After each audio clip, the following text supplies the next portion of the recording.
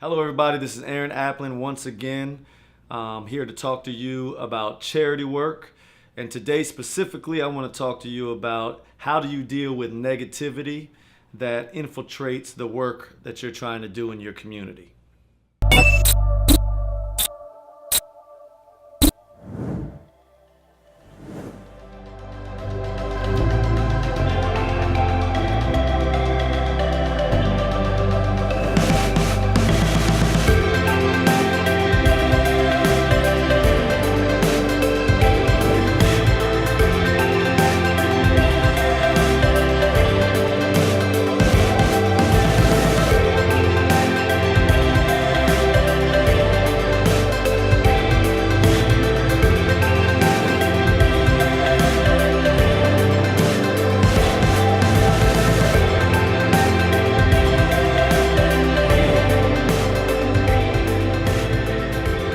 I've been doing charity work for over 12 years. I've worked with churches oftentimes. I've also worked with nonprofit organizations that are non-religious.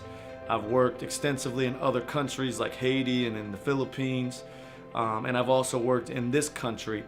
And in my 12 years to 13 years of doing charity work and just helping people in communities around the world, I've found that there's one consistent problem that always arises no matter where you are or what type of work you're trying to do, and that is negativity and resistance. No matter how pure the work is, no matter how genuine you are, no matter how loving and caring and kind you are always going to run into resistance and negativity from the very community that you're trying to help or trying to do good works in.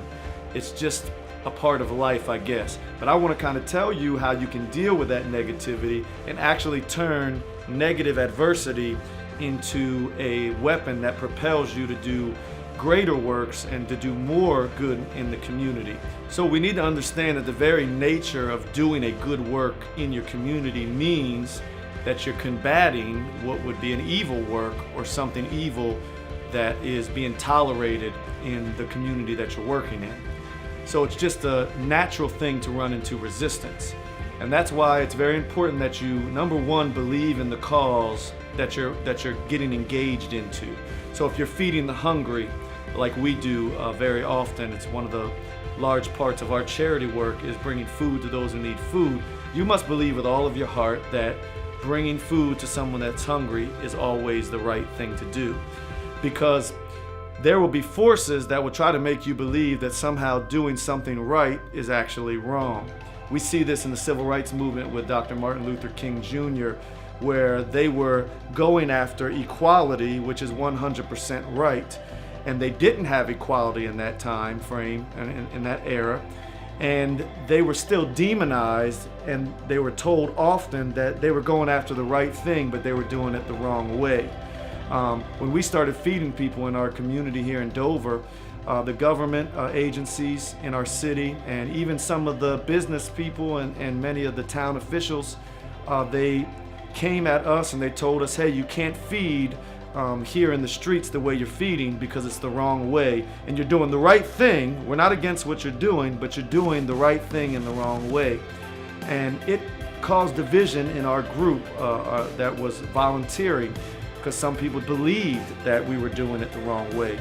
And I remember very specifically, I had to decide in my heart that there's absolutely nothing wrong with what we're doing. And it's even kind of silly sometimes to think that somehow you could give someone who's hungry food and it be the wrong way. The truth is, it's never wrong to do what's right. Dr. Martin Luther King said this often. There's never a wrong time to do what's right, and there's never a wrong way to do what's right, because right is always right and wrong is always wrong. And so giving someone food that's hungry is always right, no matter how you do it, what way you do it, or what time you do it. You can do it at 3 o'clock in the morning and it's still right. You can do it at 7 in the morning and it's still right. You can do it at lunchtime, dinner time, midnight. You can do it any time of the day, any time of the year, and you can do it in any place. And it's always going to be the right thing to do to feed someone that's hungry. And so you're going to face negativity. It's a guarantee. So if you're facing adversity, you just need to know that you're in great company. Every person who has ever done a great work, if you think about Martin Luther King Jr., Mahatma Gandhi, think about Mother Teresa, or you even think about Jesus, they all faced extreme adversity and negativity, even though they were doing the right thing. So it's just part of doing charity work. If you're going to do a charity work, you just need to go ahead and swallow the fact that you're going to face adversity, negativity, and people are going to talk about you as if you're doing something wrong when all you're really trying to do is do something right. It's actually a sign that you're doing the right thing when people start attacking you and start coming against you for what you're doing in the community. So how do you overcome adversity? You just do it. How do you overcome negativity?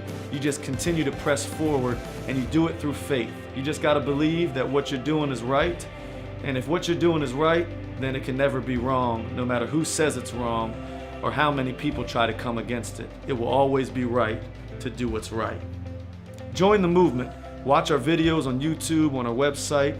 Learn how we're accomplishing charity work in our community and in our city, and get out there today and start one of your own. If you've already started one, just be encouraged to continue it no matter what goes on in your life or what goes on in the community. Keep doing what's right. Get out there, join the movement, make your community better for everyone, and do it today.